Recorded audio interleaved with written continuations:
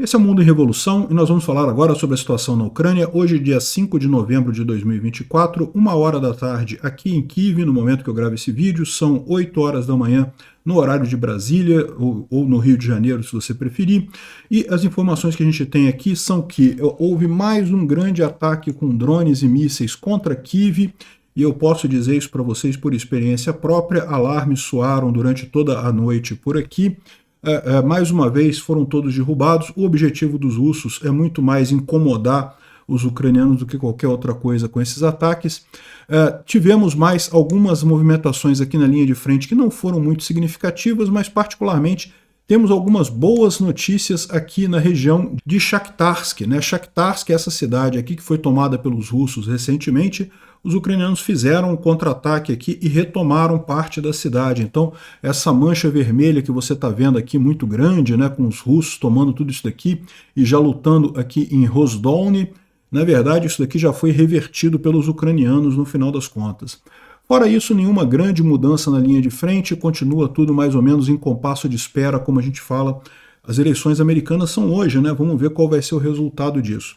A gente tem outras boas notícias no campo diplomático. As fábricas da Rheinmetall, que é a grande fabricante bélica alemã, a primeira já começou a funcionar aqui na Ucrânia e a segunda já vai ser iniciada a construção dela também aqui na Ucrânia, ou seja, investimento pesado dos alemães aqui na Ucrânia para produção bélica, não só para guerra, mas em termos futuros também, como grande produção de indústria bélica. É aquilo que eu falo para vocês, as empresas bélicas que se engajaram nessa guerra vão ter um lucro muito grande justamente porque colocaram seus produtos à mostra aí, né? Vai ter muita gente querendo substituir armamento russo que se mostrou muito inferior por esses novos armamentos ocidentais. Então a Rheinmetall está num movimento muito bom para ela e para a Ucrânia também, né? Os russos, por sua vez, participaram de uma feira aérea lá na China e mostraram o famoso Su-57, né, que seria o jato de quinta geração dos russos e coisa e tal, mas não impressionou muito não, tá? O pessoal achou de baixa qualidade e os chineses têm o que eles chamam de J-35, que é um F-35 adaptado, né, copiado pelos chineses, parece ser muito melhor do que o Su-57 dos russos, né? Vamos falar sobre isso e também sobre as reclamações dos russos com relação à eleição lá na Moldóvia. A Moldóvia, vocês sabem, ganhou totalmente o partido pró-Europa. Os russos estão reclamando muito. Ah, mas não deixaram o pessoal da Transnistria votar. Ué, meu amigo, mas não foi o pessoal da Transnistria que disse que era uma unidade independente, que é uma região separatista? Por que quer votar na eleição da Moldóvia, né? Os moldovos também podem votar na eleição da Transnistria, né? Uns papos que não tem muito jeito. E vamos falar também sobre escândalos de corrupção envolvendo óleo russo. E olha só, podem chegar no Brasil, sabia? Vamos falar sobre esses e outros assuntos em detalhes. Essas notícias foram sugeridas por O Esporádico, Zucoloid e várias outras pessoas. Obrigado aí ao pessoal que sugeriu notícias lá no nosso site, no wrevolving.com, e obrigado a você que está assistindo o nosso vídeo. Se você gosta do nosso conteúdo, por favor, deixe o seu like e se inscreva aqui no canal, né? Só para lembrar todo mundo, eu vou fazer o acompanhamento do início da apuração da eleição americana. Hoje, a partir das 9h15 da noite, no horário de Brasília, vão ser 2 horas da manhã aqui em Kiev, né? Mas eu vou fazer a live para a gente acompanhar os primeiros resultados. É lógico, é possível que a gente não tenha ainda, o mais provável é que a gente não tenha ainda o resultado final hoje, né? Porque a eleição americana costuma demorar um pouquinho, só deve ter o resultado final, na melhor das hipóteses, amanhã, ou então, dependendo de como for a confusão, pode levar vários dias aí. Mas, de qualquer forma, a gente vai acompanhar o início da apuração hoje à noite. Espero vocês lá no canal Ancapsu. Vai ter o link lá da minha live às 9h15 da noite, horário de Brasília, né? Bom, aqui em Kiev continua muito frio por aqui, mas menos frio do que ontem, tá? Hoje deu uma esquentadinha, deu uma melhorada no clima aqui de ontem para hoje.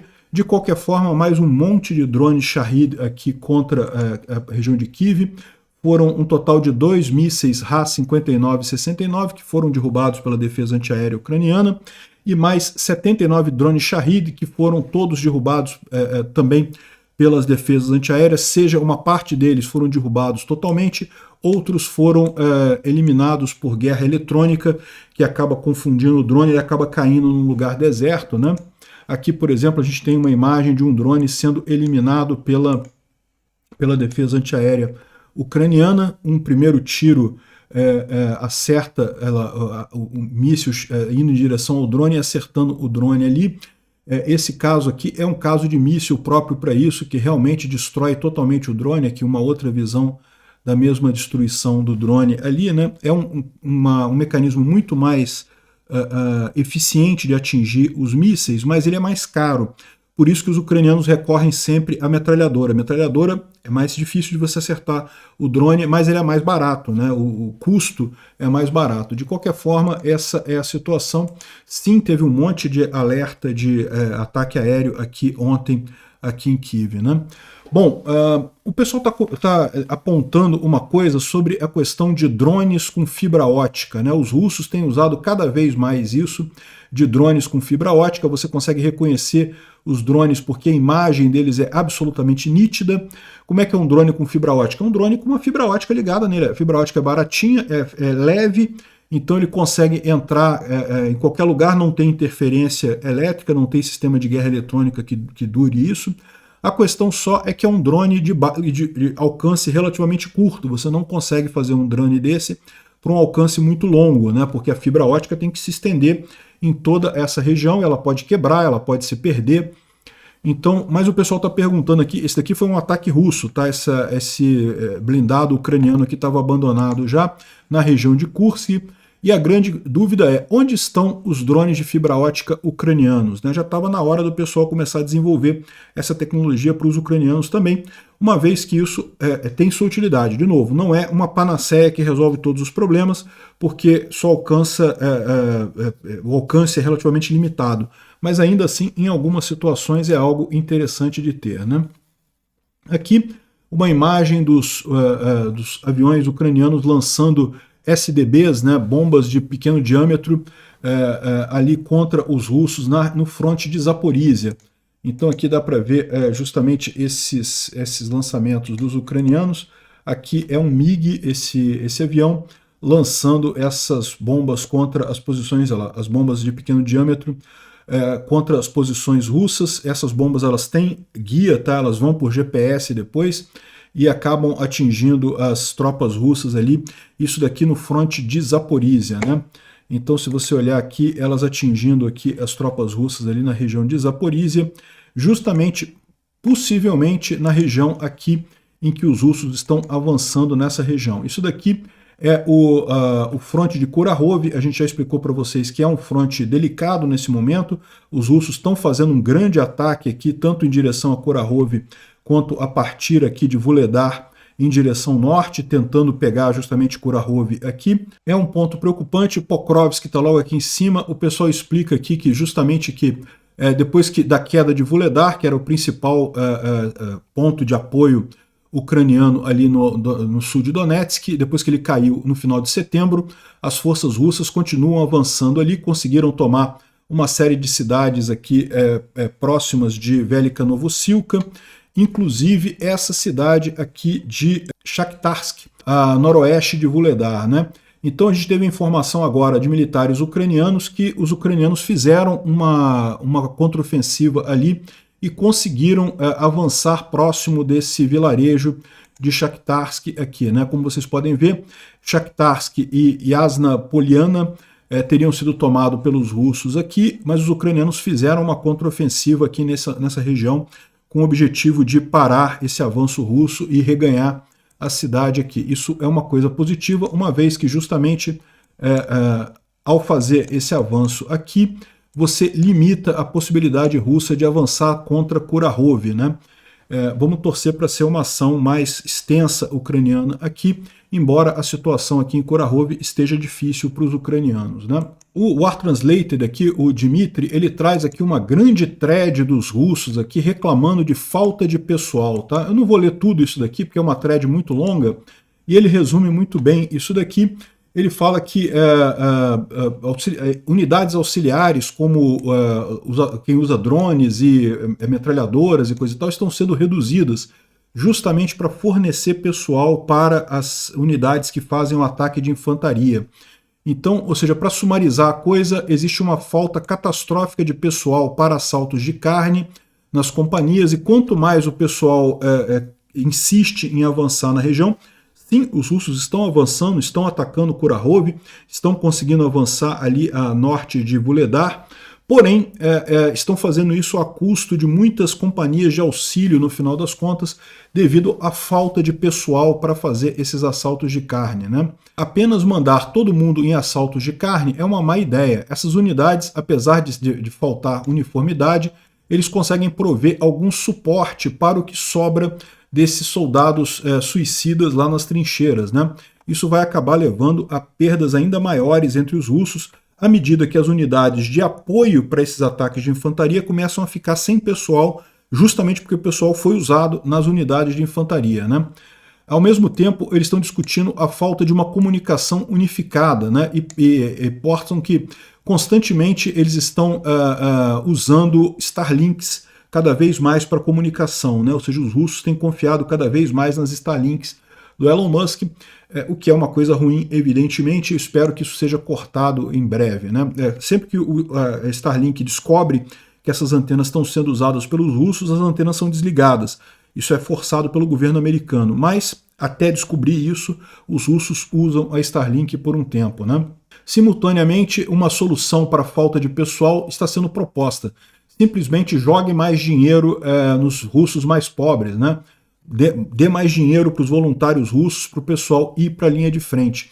Isso, agora eles estão até abraçando o termo assalto de carne. Os próprios russos, esse termo assalto de carne, evidentemente, era muito usado pelos ucranianos, porque não deixa de ser uma crítica a essa ação, né? Mas agora até os russos estão usando o termo assalto de carne também, porque, bom, é a melhor maneira de descrever o que está acontecendo ali de qualquer forma, né?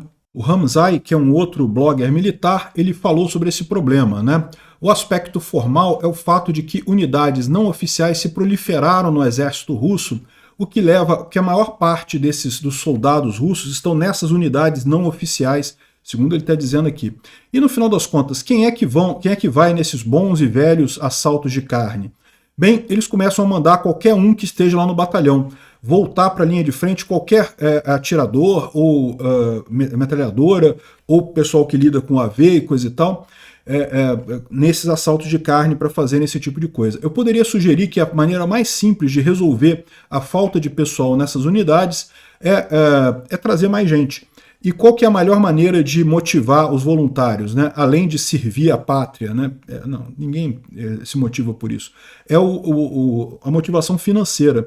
Então, se cada recruta postar ali, botar valores altos para trazer novos recrutas, a gente pode fazer essas tropas de assalto de carne, talvez com o dobro do salário. Isso motivaria mais pessoas a irem para lá, né? Não haveria falta de voluntários, né? Essa é a solução dos russos, botar mais dinheiro no problema. A gente vai ver mais adiante o que isso está causando com a economia russa. Chega a ser, de alguma forma, né, se você olhar, por exemplo, em termos de lojas, de comércio, muita gente comprando, porque justamente são as famílias desses soldados que são extremamente pobres e que de repente começam a receber dinheiro do governo e começam a gastar, se tornam consumidores, né? Isso pode dar até uma impressão de uma economia funcionando na Rússia, mas não é bem por aí, não. A gente vai falar sobre isso mais adiante, né? O exército ucraniano lançou seu primeiro assalto contra o exército norte-coreano nessa guerra, segundo a Bloomberg. Tá? A gente não tem muita informação sobre isso, não. É possível que tenha sido uma barrigada da Bloomberg isso aqui. Mas, de qualquer forma, é a informação que eles deram lá na Bloomberg, né? E, finalmente, chegaram aqui a 700 mil russos mortos desde o dia 24 de fevereiro de 2022.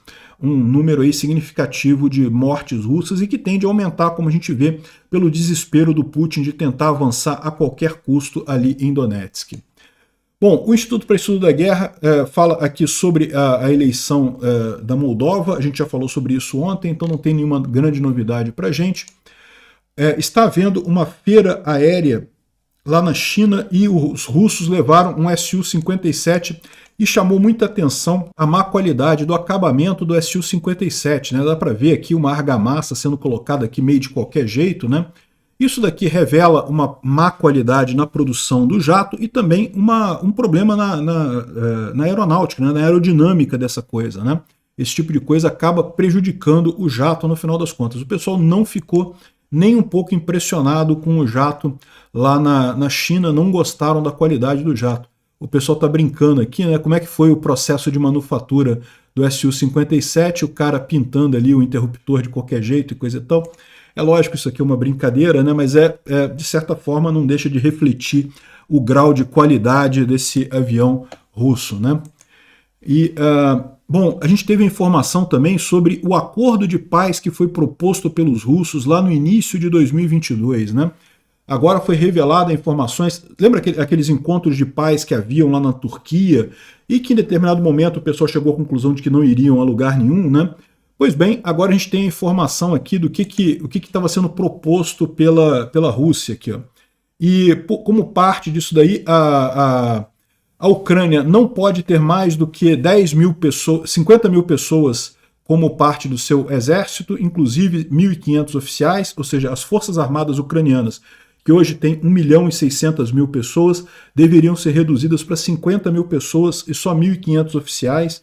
Aí teria que ter só 300 tanques, só não sei o que lá, ou seja, é óbvio que esse tipo de acordo aqui, se a Ucrânia assina isso daqui, é preparar para a Rússia invadir tudo depois, porque com esse tipo de força armada seria totalmente impossível resistir a um ataque russo, né?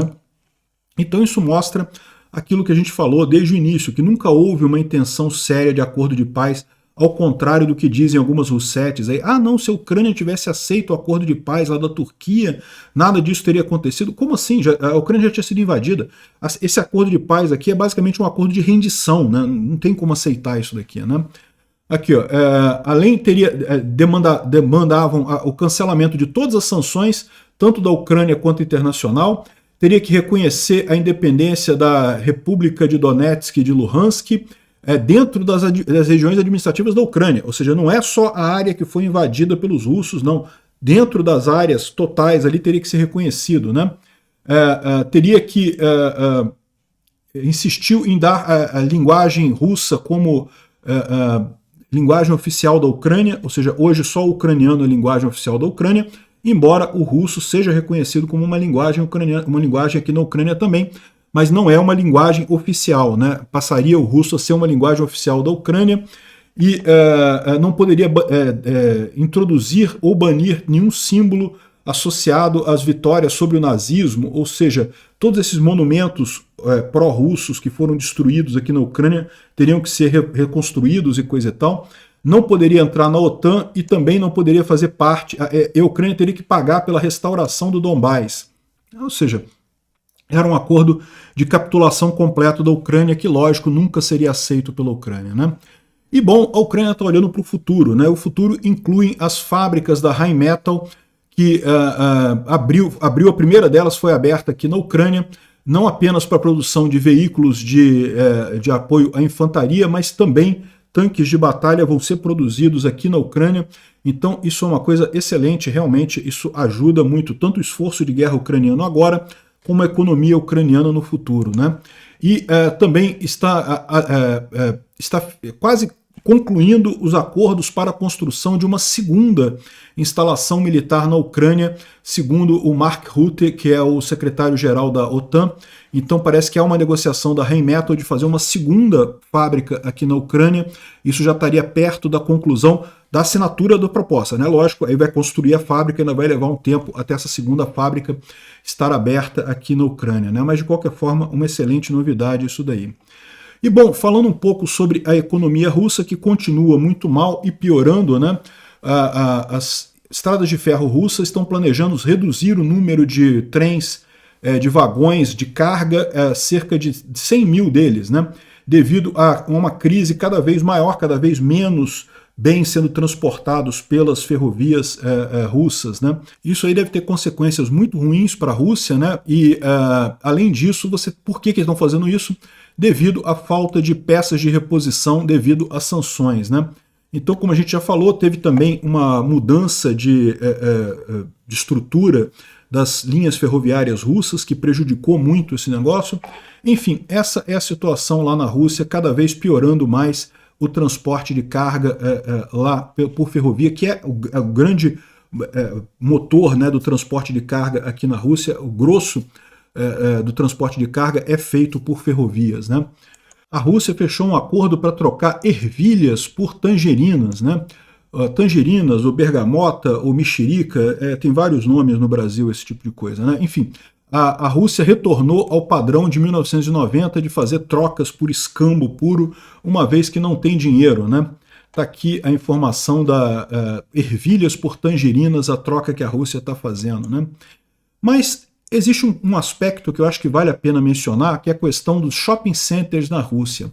Segundo está dizendo o pessoal aqui, né, é lógico, eu não tenho como saber isso, aqui na Ucrânia os shopping centers estão funcionando normalmente, eu já fui em vários aí para comprar roupa e coisa e tal. Segundo eles estão dizendo, lá na Rússia existe até um aumento na venda em shopping centers e coisa e tal. Mas por que isso? Justamente porque você tinha uma classe de pessoas na Rússia muito pobre que agora está tendo acesso a algum dinheiro. Por quê? Porque essas pessoas foram lutar na guerra, ganham um salário relativamente alto para os padrões russos, e aí a família começa a gastar. Então o pessoal está trazendo a informação aqui que se você olhar os padrões de consumo desses shopping centers, eles estão positivos, realmente parece muito animado os shopping centers na Rússia. Mas chama atenção o padrão de gasto que você tem ali, que é justamente um padrão de gasto de coisas, de gasto básico, de comida, de roupa, esse tipo de coisa, mas nenhum consumo de coisas de mais longo prazo, né? Então, se você pegar um outro gráfico aqui, ó, que é da construção civil, construção de novos apartamentos, ao contrário, você vê um decréscimo muito grande. Ou seja, o que significa isso? Você tem realmente um gasto grande, mas um gasto em coisas imediatas, né? Restaurante, comida, roupa, esse tipo de coisa, mas não coisas de longo prazo, como apartamentos, como carros, como investimentos de mais longo prazo.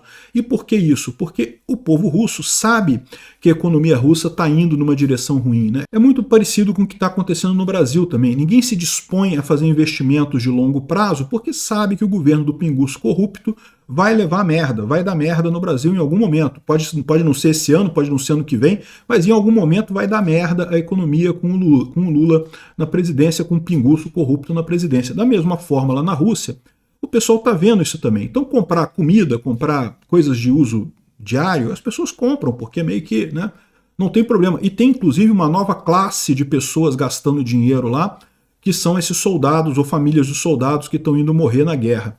Mas isso tem um problema. Por quê? Porque toda essa riqueza está sendo dada a partir do esforço de guerra russo, que são as reservas russas sendo gastas. Em algum momento, essas reservas vão acabar. E esse pessoal que tem algum dinheiro agora não vai ter mais esse dinheiro.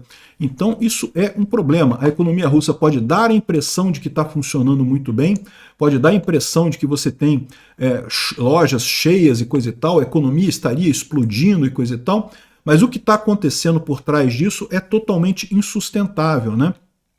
E compara-se aqui com a questão da pandemia, né? Que houve realmente uma mobilização, mas os cidadãos russos, até por conta da propaganda russa, eles se tornam muito apáticos, né? Eles não acreditam no governo, não acreditam no futuro, investem só no imediato, no final das contas. Ou seja, essa é a visão que o pessoal está tendo aqui da economia russa. Pode até parecer, num primeiro momento, na questão de shopping centers e lojas, que tem uma venda significativa, mas é totalmente insustentável no longo prazo. Bom, além disso, começam alguns outros problemas em termos de purga de militares, né? O Putin mandou prender mais um general com acusação de corrupção. Lembra aquilo que eu falo para vocês? Essas prisões por corrupção, na verdade, é prisão por briga política. Corruptos todos os generais são. Lá na Rússia é igual o ministério do Lula. Se fosse prender os ministros do Lula que são corruptos, tem que prender todo mundo, começando com o próprio Lula, né? Então o Putin tem a mesma situação lá. Se for prender todos os generais corruptos dele, tem que prender todo mundo. Quando ele prende um general desses acusando de corrupção, é na verdade por briga política que está acontecendo ali. O Peskov está muito chateado com as eleições na Moldova, que foi ganha pela partido pró-Europa, e está reclamando que não puderam votar e coisa e tal. Ué, como é que você queria que a região separatista votasse? Eles não são uma região separatista, né? Vocês mesmos que inventaram essa história, não é isso? Enfim, ele está dizendo aqui que muitos cidadãos da Moldova que vivem na Rússia não foi permitido que votassem. É lógico, porque a Rússia invadiu a Moldova, inventou esse papo de região separatista da Transnistria, que todo mundo sabe que não é separatista coisa nenhuma, é só uma invasão russa mesmo aquilo ali, né? Enfim, Ele disse que as eleições não foram nem democráticas nem justas. Não foram porque vocês compraram voto pra caramba, né? Gastaram dinheiro pra caramba tentando comprar voto. Felizmente não conseguiram mudar o resultado da eleição. E, bom, existe uma investigação por fraude agora. O Olaf Scholz lançou uma investigação por fraude devido a vários países, como a Turquia, que estão revendendo óleo comprado da Rússia. Então, o país compra óleo da Rússia e depois revende com outra marca para a Europa, para os Estados Unidos, contornando assim as sanções. Então, ou seja, a Alemanha está querendo que seja investigado esse tipo de coisa, principalmente a Turquia, nesse caso. A Turquia não poderia reexportar esse óleo, né? Só que olha que curioso, o Washington está em alerta. As exportações de petróleo da Rússia para o Brasil explodiram para o surpreendente valor de 400 bilhões em 2024. O Brasil está comprando um bocado de óleo da Rússia. Olha que coisa! Será que o Brasil não está fazendo a mesma coisa que a Turquia? Ou seja, comprando esse óleo da Rússia e revendendo para contornar as sanções russas? É uma possibilidade isso, né? Porque você sabe que o Brasil produz petróleo, o Brasil exporta muito petróleo. Aliás, o Brasil exporta e importa muito petróleo, justamente porque a gente tem aquela característica de que o petróleo que tem no Brasil não é adequado para as refinarias que tem no Brasil. Então a gente tem que vender o petróleo e comprar depois de novo petróleo mais leve para refinar aqui no Brasil. Será que o governo Lula não está fazendo exatamente isso que a Turquia está fazendo também? Comprando o petróleo da Rússia e revendendo para o Ocidente para contornar as sanções? Que o Lula é um aliado do Putin, ninguém tem dúvida nenhuma disso. Será que ele é capaz de chegar nesse nível? Eu espero que não, porque se isso for verdade, vai acabar tendo sanção muito séria para o Brasil muito em breve, nessa brincadeirinha do Lula de ser amigo de agressor de países, né? Espero que seja só burrice mesmo do Brasil fazer isso. Obrigado por assistir o vídeo até o final. Se gostou do conteúdo, não esqueça de deixar o seu like, isso ajuda o canal a crescer e a chegar para mais gente. Se não gostou, deixe o dislike e explique nos comentários como podemos melhorar. Comente também sugestões de temas que podemos trazer por aqui. Comentários insultuosos ou defendendo ditaduras e criminosos de guerra serão sumariamente bloqueados. Agradeço a compreensão. Se ainda não é inscrito no canal, considere se inscrever clicando no botão inscrever-se abaixo e marcando a campainha para todos os avisos. Se quiser ajudar o canal, veja no nosso site como você pode fazer isso.